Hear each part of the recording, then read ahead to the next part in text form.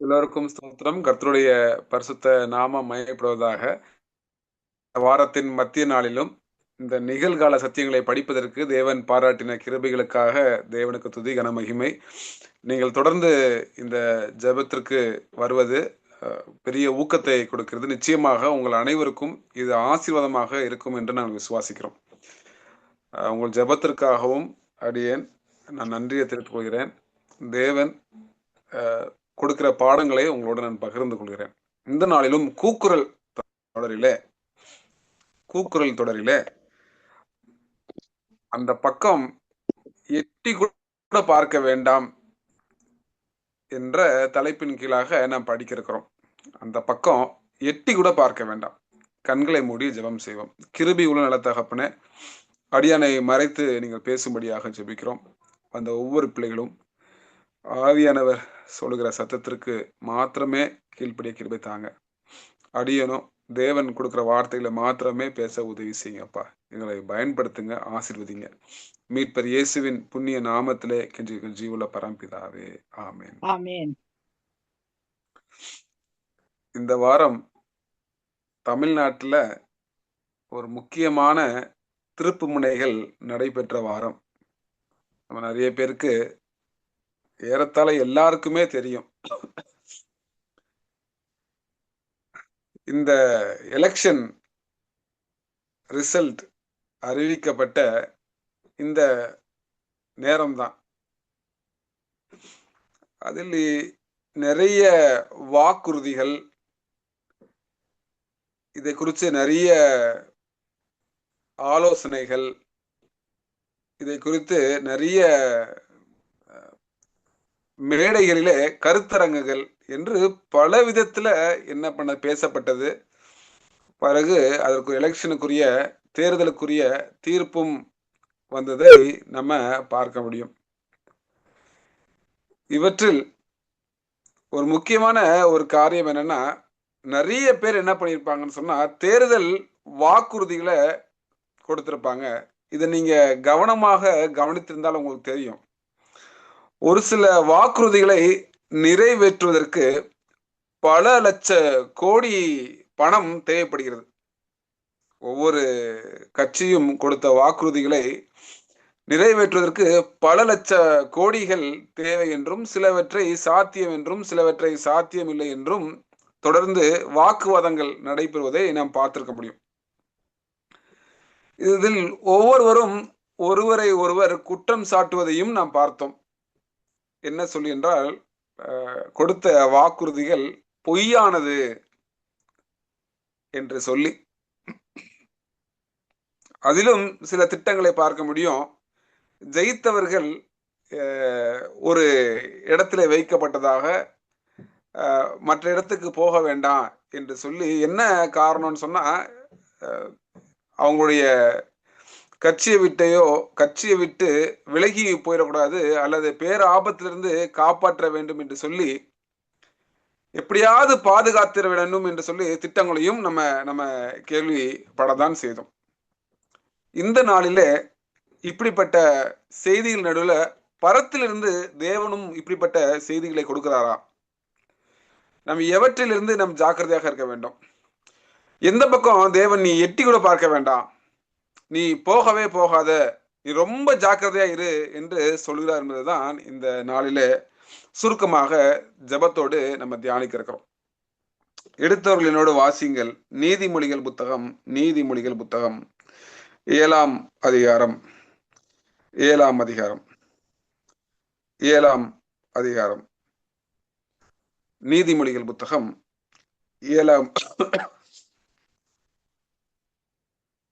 அதிகாரத்துல 4ஆம் வசனத்தை நாம் வாசிப்போம். 4ஆம் வசனத்தை வாசிப்போம். வார்த்தைகளை பேசும் அந்நிய பெண்ணாகிய பரஸ்திரிக்கு உன்னை விலக்கி காப்பதற்காக.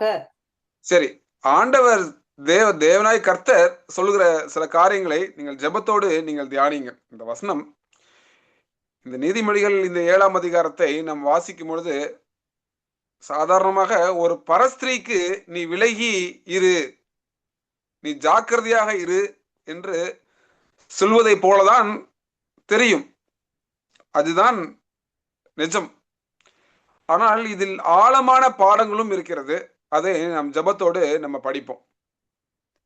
தேவன் சொல்றாரு, இச்சக வார்த்தைகளை பேசும் அந்நிய பெண்ணாகிய பரஸ்திரிக்கு உன்னை விலக்கி காப்பதற்காக. அப்பா, இந்த இச்சக வார்த்தைகளை பேசுவாங்களே, இந்த நயம் காட்டுவாங்கல்ல, இந்த ஆசை வார்த்தைகளை பேசுவாங்களே, இப்படி பேசுற நபர்களை பார்த்து நீ என்ன பண்ணுன்னு சொன்னா, அதுவும் ஸ்திரீயை பார்த்து நீ என்ன பண்ணுன்னு சொன்னா, உன்னை விலக்கி இரு. அதனாலதான் இந்த இந்த செய்தியின் தலைப்பு அந்த பக்கம் எட்டி கூட பார்க்காத. ஆண்டவர் சொல்றாரு, இந்த ஸ்திரீ கிட்ட, இந்த பரஸ்திரிக்கு விலகி இரு என்று சொல்றார். பரிசுத்த வேதாகமத்துல நம்ம பார்க்கும் பொழுது நமக்கு தெளிவாக ஒன்று புரியும். தேவன் ஸ்திரீ என்றால் திருச்சபையை குறிக்கிறது. ஸ்திரீ என்றால் அது திருச்சபையை குறிக்கிறது. அதிலும் வெளிப்படுத்தல் புத்தகத்தை நம்ம படிக்கும் பொழுது 2 விதமான ஸ்திரீயை நாம் பார்க்க முடியும். ஒன்று, மெய்யான திருச்சபையாக தேவனுடைய ஸ்திரீ, மெய்யான திருச்சபை. மற்றொரு திருச்சபை இருக்கிறது, 2ஆம் திருச்சபை, விழுந்து போன பாபிலோன். விழுந்து போன பாபிலோன். அந்த ஸ்திரீயுடைய குணம் தான் எப்படி இருக்குன்னு சொன்னா, இப்ப நீதிமொழியில வாஸ்து பாத்தீங்களா, அது எப்படிப்பட்ட வார்த்தைகளை பேசும் அப்படின்னு சொன்னா, இச்சக வார்த்தைகளை பேசும். இந்த இச்சக வார்த்தைகள் என்ன அப்படின்னு ஒருவேளை நம்ம கொஞ்சம் கவனமா படிச்சா நமக்கு தெரியும். பொய்யதான் சொல்லும், உண்மையை சொல்லாது. தான் நினைச்சதை சாதிப்பதற்கு என்ன வேணா சொல்லும். அதுதான் அந்த ஒரு ஸ்திரீ. விழுந்து போன மற்ற எல்லா திருச்சபைகளும் இதை குறிக்கிறது. அந்த ஸ்திரீகிட்ட இருந்து என்ன பண்ணு, விலகிரு. அந்த பொய்யான திருச்சபைகள் இருந்தும், பொய்யான தீர்க்கதரிசிகள் இருந்தும், பொய்யான மெய்ப்பர்கள்ட்ட இருந்தும், பொய்யான ஆசாரியர்கள்ட்ட இருந்தும் என்ன பண்ணு, விலகிரு. அதுதான் நீதிமொழி புஸ்தகத்துல 7ஆம் அதிகாரம் சொல்றாங்க. இந்த இச்ச வார்த்தைகளை பேசுறாங்கல்ல, இந்த பொய்யான உபதேசங்களை பேசுறவங்க என்ன பண்ண, நீ பின்பற்றாத. அதுக்கு நமக்கு என்ன தேவைன்னு சொன்னா, நமக்கு ஞானம் தேவை. அதுக்கு நம்ம ஆண்டவர்கிட்ட ஞானத்தை கேட்கணும். நம்ம எல்லாருமே இப்படிப்பட்ட சூழ்நிலையில் நம்ம என்ன செய்வது ஆண்டவரே? ஏன்னா உலகம் முழுவதுமாக இந்த விழுந்து போன பாபிலோன் மற்ற திருச்சபையில பின்பற்றும் பொழுது நாங்க எப்படி ஆண்டவரே நாங்கள் காப்பாற்றப்படுவதுன்னா, 5ஆம் வசனத்தை படிப்போம். நீதிமொழிகள் 7ஆம் அதிகாரம் 5ஆம் வசனத்தை படிப்போம். ஞானத்தை நோக்கி நீ என் சகோதரி என்றும், புத்தியை பார்த்து நீ என் இனத்தாள் என்றும் சொல்வாயாக. எப்படி நம்ம இருக்கணும் அப்படின்னா, ஆண்டவர் நம்ம கொடுக்கிற ஆலோசனை, ஞானத்தை நோக்கி நீ என் சகோதரி என்றும், புத்தியை பார்த்து நீ என் இனத்தாள் என்றும் சொல்வாயாக என்று என்ன பண்றாருன்னா ஆண்டவர் சொல்றாரு. இப்ப நமக்கு ஞானம் தேவை. இந்த ஞானத்தை யார் தான் கொடுக்க முடியும்னா, தேவன் தான் கொடுக்க முடியும். அதை நம்ம என்ன பண்ணணும்னு சொன்னா, நம்ம கேட்டு பெற்றுக்கொள்ள வேண்டும். இதுதான் நமக்கு தேவன் கொடுக்குற ஒரு புத்திமதி. இந்த இச்சக வார்த்தைகளை பேசும் இந்த இந்த ஸ்திரீயுடைய சில குணாதிசயங்களை வேகமா படிச்சு இந்த நாளுக்குள்ள மைய செய்திக்குள்ள பேரலாம். இந்த பொய் தீர்க்கதரிசிகள், இந்த இச்சக வார்த்தைகளை பேசும் பொய் தீர்க்கதரிசிகள், பொய்யான திருச்சபை, பொய்யான ஆசிரியர்கள், பொய்யான போதர்களை குறித்து தான் நான் பேசிட்டு இருக்கிறேன். என்ன பேசுவாங்க அப்படின்னு சொன்னா, நீங்க வாசிங்க.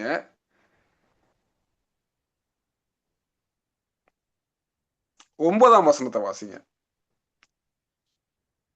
அவள் இருக்கும் சந்து கடுத்த தெருவில் சென்று அவள் வீட்டு வழியாய் நடந்து போனான். இங்க ஒரு வாலிபரை குறித்து சொல்லப்படுது. ஒரு வாலிபரை குறித்து சொல்லப்படுது. இந்த வாலிபர் என்ன பண்றாருன்னா, ஒரு மாலை மயங்கும் நேரத்துல என்ன பண்றாருன்னா, அந்த சந்து வழியா தான் போறாரு. நல்லா பாருங்க, வசனம் ரொம்ப அழகா சொல்லப்பட்டிருக்கும். இவர் அந்த ஸ்திரீய தேடி போனாரா அதெல்லாம் இங்க சொல்லப்படல. ஆனா அந்த சந்து வழியா போறாரு. அந்த சந்து வழியா போகும்போது 10ஆம் வசனத்தை வாசிங்க. அப்பொழுது இதோ வேசியின் ஆடை ஆபரணம் தரித்த தந்திரமுள்ள ஒரு ஸ்திரீ அவனுக்கு எதிர்பட்டாள். அந்த ஸ்திரீ எப்படிப்பட்டவள்? இந்த இந்த பொய்யான இந்த போதர்களும், பொய்யான மெய்ப்பர்களும், இந்த தீர்க்கதரிசிகளும், பொய்யான திருச்சபை எப்படி ஏற்பட்ட குணத்தை உடையவர்களாக காணப்படுவாங்கன்னு வசனம் சொல்லுது பாருங்க. அப்பொழுது இதோ வேசியின் ஆடை வியாபாரணத்தை தரித்து தந்திரமனம் உள்ள ஒரு ஸ்திரீ அவனுக்கு எதிர்பட்டாள். நம்ம பாட்டு ஒரு பக்கம் போனாலும் அவ என்ன பண்றான்னா, தந்திரமுள்ள ஒரு ஸ்திரீ. அப்ப எவ்வளவு நம்ம ஜாக்கிரதையா இருக்கணும். அது பேர்னா ரொம்ப பார்த்தோன்னே கவர்ச்சி காரியமாக இருக்கும். நிறைய சமயத்துல நமக்கு ஒருவேளை நமக்கு ஒரு குழப்பம் கூட இருந்திருக்கலாம். என்ன, அங்க வசதி இருக்கிறது, அங்க விழுந்து போன சபையில வசதி இருக்கிறது, அங்க கூடுதல் ஜனங்கள் இருக்கிறாங்களே, வார்த்தைகள் ரொம்ப அழகா பேசுறாங்களே, ஒரு கடினமுள்ள ஒரு செய்தியுமே கிடையாது, செல்வம் செழிக்கிறது, என்ன அப்படின்னு சொன்னா இந்த அதிகாரம் நமக்கு ஒரு சாவி புரிந்து கொள்வதற்கு. போயிட்டு இருக்கிறோம், தந்திரமுள்ள ஒரு ஸ்திரீ, ஆனா இந்த வாலிபனுக்கு தெரியல, இந்த வாலிபனுக்கு புரியல, இந்த ஸ்திரீ எப்படிப்பட்டவள் என்பது இந்த வாலிபனுக்கு புரியல. 11ஆம் வசனத்தை வாசிப்போம். அவள் வாயாடியும் அடங்காதவளும் ஆனவள், அவள் கால்கள் வீட்டிலே தரிக்கிறதில்லை. எப்படி இந்த ஸ்திரீயுடைய குணத்தை பரிசுத்த வேதாகமம் சொல்கிறது? அவள் வாயாடியும் அடங்காதவளும், அவள் கீழ்ப்படி இருந்ததே கிடையாது. தேவ ஜனங்களே, நான் சொல்வதை நீங்கள் விளங்கி கொண்டே வரீங்கன்னு நான் நம்புறேன். இது வெறும் ஒரு பரஸ்திரியை மட்டும் சொல்லல, ஆனால் ஆழமாக படிக்கும் போது இது விழுந்து போன சபையையும், பொய்யான தீர்க்கதரிசிகளையும், பொய்யான போதர்களையும், பொய்யான ஆசாரியர்களையும் பற்றி சொல்கிறது. அவங்க எப்படி இருப்பாங்கன்னா, கீழ்ப்படிதலே இருக்காது. அவள் கால்கள் வீட்டிலே தரிக்கிறது இல்லை. அதாவது நம்ம நல்லா படிச்சுக்கோம். தேவ பிள்ளைகள் என்ன பண்ணுவாங்கன்னா, அஸ்திபாரமாக கிறிஸ்து இயேசுவின் மேல் கட்டப்பட்ட ஸ்திரீயா இருப்பாங்க. ஆனா இந்த ஸ்திரீயை நீங்க பாருங்க, அவள் கால்கள் வீட்டிலே தரிக்கிறது இல்லை. 12ஆம் வசனத்தை வாசிப்போம். சில வேளை வழியில் இருப்பாள், சில வேளை வீதியில் இருப்பாள், சந்துகள் தோறும் பதிவிருப்பாள். அதாவது இதுக்கு ஒரு ஒரு பிரின்சிபிளே இருக்காது. ஆங்கிலத்துல நம்ம பிரின்சிபிள் என்ன சொல்லணும், ஒரு விதிமுறை, ஒரு நீதி, ஒரு ரைச்சஸ்னஸ், ஆங்கிலத்துல ரைச்சஸ்னஸ், ஒரு சட்ட திட்டம், இப்படித்தான் செய்யணும் அப்படித்தான் செய்யணும்னு என்ன பண்ணாது, ஒரு விதிமுறையே இருக்காது. வசனம் சொல்றது, அவள் வெளியில் இருப்பாள், சில வேளை வீதியில் இருப்பாள், சந்துகள் தோறும் பதவி இருப்பா, நினைச்சா ஜாம் பண்ணுவாங்க, நினைச்சா ஆடுவான், என்ன வேணா இவங்க செய்வாங்கன்னா விதிமுறை கிடையாது இந்த ஸ்திரீக்கு. 13ஆம் வசனத்தை வாசிங்க. அவள் அவனை பிடித்து முத்தம் செய்து முகம் நாணாமல் அவனை பார்த்து, இதெல்லாம் பார்த்து மயங்கிறார். ஆண்டவர் சொல்றாரு, எப்பா இதெல்லாம் நீ பார்த்து என்ன பண்ணிடாத, நீ கொஞ்சம் கூட மயங்கிறாத. அதனாலதான் இந்த செய்தியின் தலைப்பு, நீ எட்டி கூட பார்க்காத. நீ சாயந்தரத்துல அந்த பக்கம் நீ போ, நான் போகல, நான் தேடி போகல அப்படின்னா கூட, நீ எட்டி பார்த்தா கூட அவ அவ அவ ஏன்னா அவ தந்திரசாலி. இந்த முத்தம் அன்பின் முத்தமா? தேவ பிள்ளையில யோசித்து பாருங்க, இது அன்பின் முத்தமா? ஆனா முத்தம் செய்வா, அன்பு காட்டுற மாதிரி செய்வான். அந்த ஸ்திரீ, அந்த அந்த அந்த அந்த ஊழியக்காரங்க என்ன சொன்னா, அன்பு செய்யற மாதிரி செய்வாங்கன்னா அது அன்பு கிடையாது. யூதாசு காரியத்தை கொடுத்த முத்தத்தை போல இவளும் ஒரு முத்தத்தை கொடுப்பாள். ஆனால் முகம் நாணாமல் அவனை பார்த்து அப்படியே அக்கறை உள்ளவ மாதிரி, உன் தேவை என்ன? ஆனா என்ன என்ன என்ன என்னன்னா, அந்த அந்த ஸ்திரீயுடைய எண்ணம் எப்படியாவது வஞ்சகத்துக்குள்ள கொண்டு வந்துடணும். என்னென்ன சொல்லுவா பாருங்க. 14ஆம் வசனத்தை வாசிங்க. 14ஆம் வசனத்தை வாசிப்போம். சமாதான பலிகள் என் மேல் சுமந்திருந்தது, இன்றைக்குத்தான் என் பொருத்தனைகளை எல்லாம் நிறைவேற்றினேன். அதாவது உனக்காக தான் காத்திருந்தேன், உனக்காக நான் என்ன வேணா செய்வேன். தேவ பிள்ளையிலே, இப்படி எல்லாம் பேசும் இந்த போப்பு மார்க்கம், விழுந்து போன சபைகள் இப்படி எல்லாம் பேசும். உனக்காக நான் என்ன வேணா செய்வேன்னு சொல்லும். 16ஆம் வசனத்தை வாசிப்போம். என் மஞ்சத்தை ரத்தின கம்பளங்களாலும் எகிப்து தேசத்து விசித்திரமான மெல்லிய வஸ்திரங்களாலும் சிங்காரித்தேன். என்ன சொல்லும் அப்படின்னு சொன்னா, இந்த அலங்காரங்கள் எல்லாம் உனக்கு தான். இந்த அலங்காரத்தை பார்த்துதான் என்ன பண்றாங்கன்னா நிறைய தேவ பிள்ளைகள் விட்டு விலகி போயிடுறாங்க. ஏன்னா அந்த சபை பெருசா இருக்கும். இன்னைக்கு ஒரு வேளை நீங்க பாத்தீங்கன்னு சொன்னா, தேவன் கொடுக்காத திட்டத்துல இந்த மெகா சர்ச்சஸ் என்று சொல்லப்படும், ஆங்கிலத்துல மெகா சர்ச் என்று சொல்லப்படுது, பெரிய பெரிய திருச்சபைகள். நீங்க பார்த்தா வாயடைத்து போயிருவீங்க. இவ்வளவு கூட்டமா? 10,000 பேர், 30,000 பேர், 5,000 பேர் கூடுவாங்க. பெரிய மைக் செட் போடுவாங்க, பெரிய லைட் போடுவாங்க, பெரிய இருக்கைகள்லாம் பயங்கரமா இருக்கும். நான் சொல்லுது இது எல்லாம் எதுக்கு அப்படின்னு சொன்னா மயக்கிறதுக்கு. ஆனா அந்த பக்கம் எட்டி கூட தெய்வ பிள்ளைகளை நீங்க பார்க்காதீங்க. ஒருவேளை ஆரம்பத்துல அது ஒரு பேச்சுவார்த்தையாக இருக்கலாம். 17ஆம் வசனத்தை 18ஆம் வசனத்தை வாசிங்க. 18ஆம் வசனத்தை வாசிங்க. 18ஆம் வசனத்தை வாசிப்போம். வா வா விடிய காலம் வரைக்கும் சம்போகமாயிருப்போம், இன்பங்களினாலே பூரிப்போம். நான் சொன்னேன் சட்டதிட்டங்கள் இருக்காது. ஆனா அந்த இன்பம் என்ன இன்பமா இருக்கும் அப்படின்னு சொன்னா அந்த கட்டளையை மீறதான் இன்பமா இருக்கும். தேவ பிள்ளைகளே கவனிச்சுட்டு இருக்கீங்கன்னு நினைக்கிறேன். இந்த சந்தோஷம் எப்படி சந்தோஷமா இருக்க முடியும்? சற்று தியானிச்சு பாருங்க. அந்த அழைப்பே என்ன அழைப்புன்னு சொன்னா, வா நம்ம கட்டளையை மீறுவோம், இந்த கட்டளையை மீறதான் நம்ம சந்தோஷம் சொல்லி கொடுக்கும் அந்த ஸ்திரீ. அப்படின்னு சொன்னா நம்ம அதை உடன்பட கூடாது.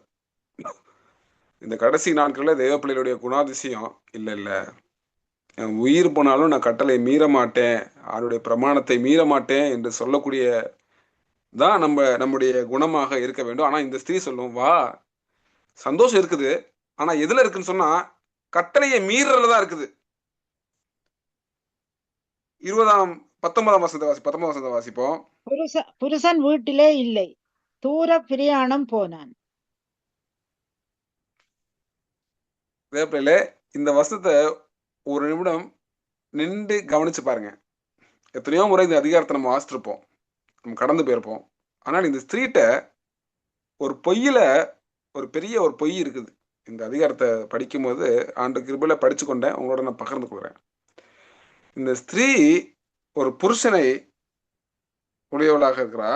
அவ சொல்றா புருஷன் வீட்டுல இல்ல,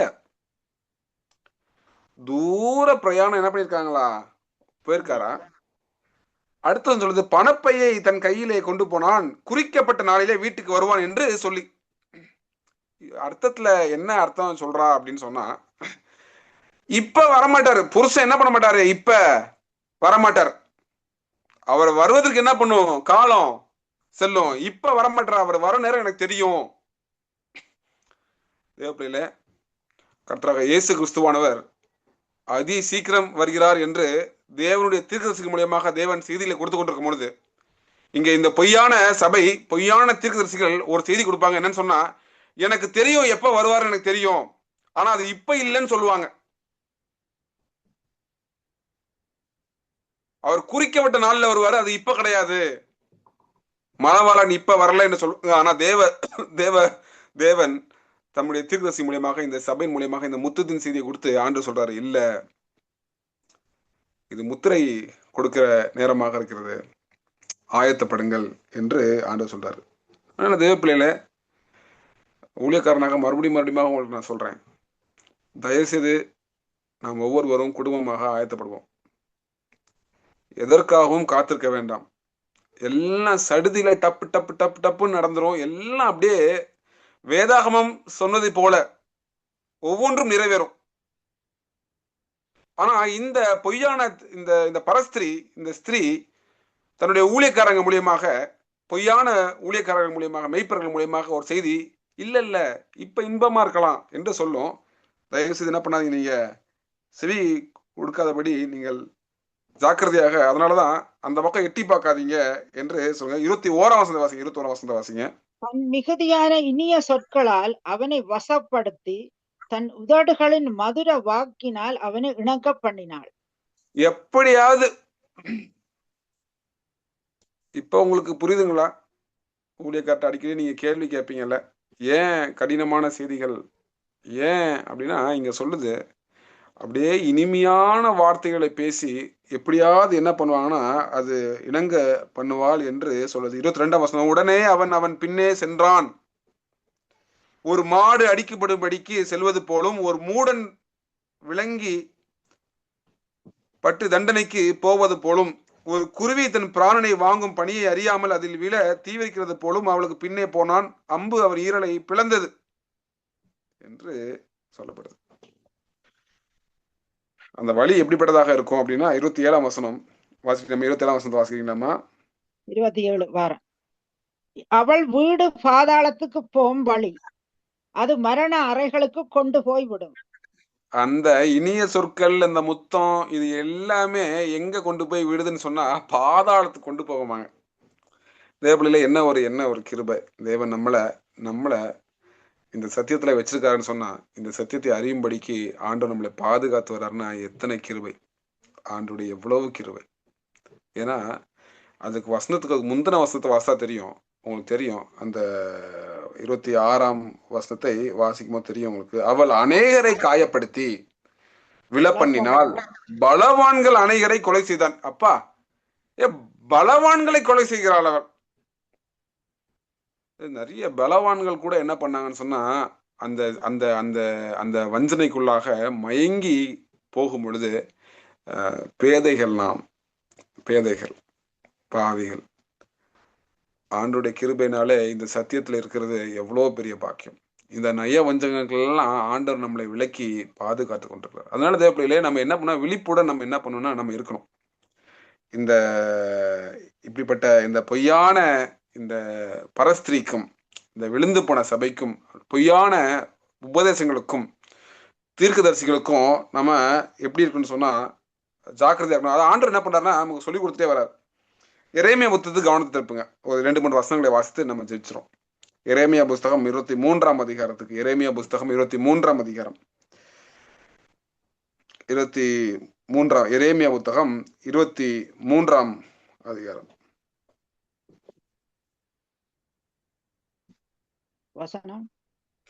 வசனம் 13ஆம் வசனத்தை வாசிப்போம். 23ஆம் அதிகாரம் 13ஆம் வசனம்.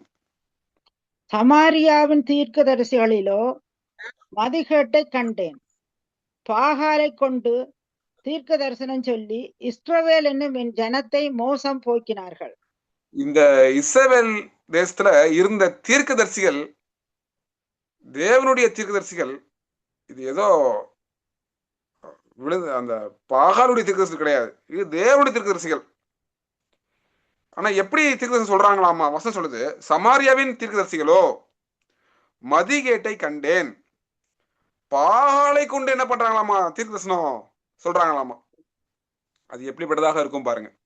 அதனால சொல்றேன் நான், தேவப்பிள்ளையில இன்னும் காலம் செல்லும், இன்னும் 9 வருஷம் இருக்குது, நம்ம இன்னும் ஆயத்தப்பட்டுட்டே இருக்கலாம் அப்படின்லாம் செய்தி வரும். இல்லை தேவப்பிள்ளையில, நமக்கு தானியேல் புத்தகமும் வெளிப்படுத்தல் புத்தகமும் நமக்கு துல்லியமாக காலத்தை நமக்கு நினைவுபடுத்தி கொண்டே வருகிறது. இயேசுவின் 2ஆம் வருகை அதி சமீபம். 14ஆம் வசனத்தை வாசிப்போம். எருசலேமின் தீர்க்கதரிசிகளிலும் திடுக்கிடத்தக்க காரியத்தை காண்கிறேன். விபச்சாரம் பண்ணி வஞ்சகமாக நடந்து ஒருவனும் தன் பொல்லாப்பை விட்டு திரும்பாதபடிக்கு பொல்லாதவர்களின் கைகளை திடப்படுத்துகிறார்கள். அவர்கள் எல்லாரும் எனக்கு சோதோமை போலும் அதன் குடி கொமோராவை போலும் இருக்கிறார்கள். எப்படி இந்த தீர்க்கதரிசிகளுக்காக நீங்க கவனிச்சிங்களா? பொல்லாதவர்களின் கைகளை என்ன பண்றாங்களாமா? திடப்படுத்துறாங்க. ஆண்டவர் சொல்றாரு, அப்பா நீ ஏழை எளியவர்களுக்கு நீ திடப்படுத்து, நீ அவங்களுக்கு நீ உதவி செய்ய, இரக்கம் காட்டு, நான் நீதியை நான் விரும்புகிறேன்னு சொல்லிட்டு ஆண்டவர் என்ன பண்றாருன்னா நமக்கு ஆமோஸ் புத்தகத்துல நமக்கு வெளிப்படுத்துறாங்க, பாடங்களை கொடுக்குறாங்க. நான் தாழ்மையை விரும்புகிறேன், நீதியை விரும்புகிறேன், நான் கீழ்ப்படிதலை விரும்புகிறேன் என்று ஆண்டவர் சொல்லும் பொழுது இந்த தீர்க்கதரிசி என்ன பண்ணிட்டு இருக்காங்கன்னா, பொல்லாதவர்களின் கைகளை என்ன பண்றாங்க? அவங்க திடப்படுத்துறாங்களா, சோதமை போல என்ன பண்றாங்கன்னா செய்கிறாங்களாம். இந்த அதிகாரத்தை நம்ம தொடர்ந்து வாசித்தா நமக்கு தெரியும். 16ஆம் வசனத்தை வாசிப்போம். 16ஆம் வசனத்தை வாசிப்போம். உங்களுக்கு தீர்க்க தரிசனம் சொல்லுகிற தீர்க்கதரிசிகளின் வார்த்தைகளை கேளாதிருங்கள். எப்படி ஆண்டவர் சொல்ல பாருங்க, இப்படிப்பட்ட தீர்க்கதரிசனம் சொல்றாங்கல்ல, அவங்க தீர்க்கதரிசனத்தை என்ன பண்ணாதீங்க, நீங்க கேட்காதீங்கன்னு சொல்ற ஆண்டவர். பொதுவாக தேவன் கேளு கேளு கேளுன்னு சொல்ற தேவன், இங்க ஆண்டவர் சொல்றாரு நீ கேட்காதப்பா, அவங்க சொல்றது என்ன பண்ணாத, நீன்னு கேட்காத. தொடர்ந்து வாசிங்கம்மா. அவர்கள் உங்களை வீண் பெருமை கொள்ளும்படி செய்கிறார்கள், கர்த்தருடைய வாக்கை அல்ல, தாங்கள் யூகித்த தரிசனத்தை சொல்லுகிறார்கள் என்று சேனைகளின் கர்த்தர் சொல்லுகிறார். ஆண்டவர் சொல்றாரு, இந்த இது நான் கொடுக்கல, இதோ அவங்க யூகத்துல சொல்லிக்கிட்டு இருக்காங்க. அப்ப எதை நாம் கேட்டுக்கொண்டிருக்கிறோம் தேவப்பிள்ளையில? நம்ம எந்த செய்தியை யார் எந்த தீர்க்க நம்ம கேட்கிறோமோ அப்படித்தான் நம்ம ஆயத்தப்படுவோம், அப்படித்தான் நம்ம பலப்படுவோம். அதனால ஆண்டவர் சொல்றாரு, நீ கேட்காத. ஏன்னா அவங்க என்ன சொல்லுவாங்கன்னா, யூகித்து என்ன பண்றாங்கன்னா அதை சொல்வதை நம்ம பார்க்க முடியும். மற்றும் ஒரு வசனத்தை வாசிப்போம். ஏசாயா புத்தகம் 30ஆம் அதிகாரம் 30ஆம் அதிகாரத்துல 10ஆம் வசனத்தையும் 11ஆம் வசனத்தையும் வாசிப்போம். 10ஆம் வசனத்தையும் 11ஆம் வசனத்தை ஏற்கனவே இந்த வசனத்தை நம்ம முன்னாடி படிச்சிருக்கிறோம். மறுபடியும் இந்த வசனத்தை நம்ம படிக்கிறோம். இவர்கள் தரிசனக்காரரை நோக்கி தரிசனம் காண வேண்டாம் என்றும், ஞான திருஷ்டிக்காரரை நோக்கி யதார்த்தமாய் எங்களுக்கு தரிசனம் சொல்லாமல் எங்களுக்கு இதமான சொற்களை உரைத்து மாயமானவைகளை திருஷ்டியுங்கள் என்றும், நீங்கள் வழியை விட்டு பாதை நின்று விலகி இஸ்ரவேலின் பரிசுத்தரை எங்கள் முன்பாக இராமல் ஓய பண்ணுங்கள் என்றும் சொல்லுகிறார்கள். இப்படி பொய்யான தீர்க்கதரிசிகளை செய்திகளை கேட்டு கேட்டு உண்மையான தீர்க்கதரிசிகளை மக்கள் எல்லாம் ஒண்ணு கேட்கிறாங்க. அதுதான் இந்த 10ஆம் வசனத்திலையும் 11ஆம் வசனத்திலையும் நம்ம விளங்கி கொள்ள முடியுது. ஏன்னா பொய்யான தீர்க்கதரிசிகள் இதமான வார்த்தைகளை பேசுறாங்க பாத்தீங்களா. அந்த இதமான வார்த்தைகளை பேசுவதை கேட்டு கேட்டு மெய்யான தீர்க்கதரிசி ஆபத்து வருது, நியாய தீர்ப்பு வருது என்று சொல்லும் பொழுது இந்த தேவ ஜனங்கள்லாம் என்ன பண்றாங்கன்னா தீர்க்கதரிசியோடு சொல்றாங்க, இவர்கள் தரிசனக்காரரை நோக்கி தரிசனம் என்ன பண்ண வேண்டாம், காண வேண்டாம் என்றும், ஞான திருஷ்டிக்காரரை நோக்கி யதார்த்தமாய் எங்களுக்கு இதமான சொற்களை உரைத்து மாயமானவைகளை திருஷ்டியுங்கள். இன்னொன்னு சொல்ல போனா, நம்ம பொதுவா நமக்கு உடம்பு முடியலன்னா நம்மளே ஒரு மாத்திரையை முடிவு பண்ணி நம்மளே ஒன்று எடுத்துருவோம் பார்த்தீங்கன்னா சில சமயங்கள்ல. அந்த மாதிரி எங்களுக்கு யாரும் சொல்ல வேண்டாம், எங்களுக்கு என்ன எல்லாம் தெரியும். 11ஆம் வசனம், நீங்கள் வழியை விட்டு பாதை நின்று விலகி இஸ்ரவேலின் பரிசுத்தரை எங்கள் முன்பாக இராமல். கடைசியில் எது எங்க கொண்டு போய் முடியுது அப்படின்னு சொன்னா, தேவனையே எங்களுக்கு என்ன பண்ண வேண்டாம், முன்பாக இருக்க வேண்டாம், ஓய பண்ணுங்கள் என்று சொல்கிறார்கள். தேவப்பிள்ளையில ஜெபிப்போம், கண்களை மூடி ஜெபிப்போம். ஆண்டவரே, எங்களை இப்படிப்பட்ட பொய்யான தீர்க்கதரிசிகள்ட்ட இருந்து எங்களை என்ன பண்ணுங்க, நீங்க எங்களை விலக்கி காத்தரணும். மெய்யான தீர்க்கதரிசி என்ன சொல்றாங்களோ அதன்படி நடப்பதற்கு எங்களுக்கு கிருபை தாங்க. நாங்களும் எங்கள் குடும்பமும் இந்த தானியேல் வெளிப்படுத்தல் புஸ்தகத்துல இருக்கிற விதமாக பரிசுத்த வேதாகம் சொல்கிறத போல நாங்கள் ஆயத்தப்பட எங்களுக்கு கிருபை தாருங்க என்று ஆண்டுட்டு கேட்போம். நிச்சயமாக ஆண்டவர் நம்மளை ஆஸ்வதிப்பார். கண்களை மூடி ஜெபம் செய்வோம். கிருபை உள்ள நல்ல தகப்பனே, அப்பா, வஞ்சகங்களுக்கும் ஆண்டவரே பொய்யான தீர்க்கதரிசிகளுக்கும் ஆண்டவரே பொய்யான மெய்ப்பொருளுக்கும் எங்களை விலக்கி காத்தரல வேண்டுமாக ஜெபிக்கிறோம். கர்த்தராக இயேசு கிறிஸ்துவின் வருகை சமீபமா இருக்கிறது. அந்த நேரத்துல இந்த பொய்யான தீர்க்கதரிசிகள் இன்னும் காலம் இருக்கிறது, இது சமாதானத்தின் நாட்கள் என்று சொல்வாங்க. ஆனால் வேதவசனம் சொல்கிறது சமாதானம் சமாதானம் என்று சொல்லும் பொழுது சடுதியாய் ஆண்டவரை முடிவு வரும் என்று சொல்லி, அப்படியாக எங்களை ஆயத்தப்படுத்துங்க. வந்த ஒவ்வொருவரையும் ஆஸ்வதிங்க, எங்கள் பாவங்களை மன்னிங்க. இவை யாவையும் கண்மணியும் மீட்பராக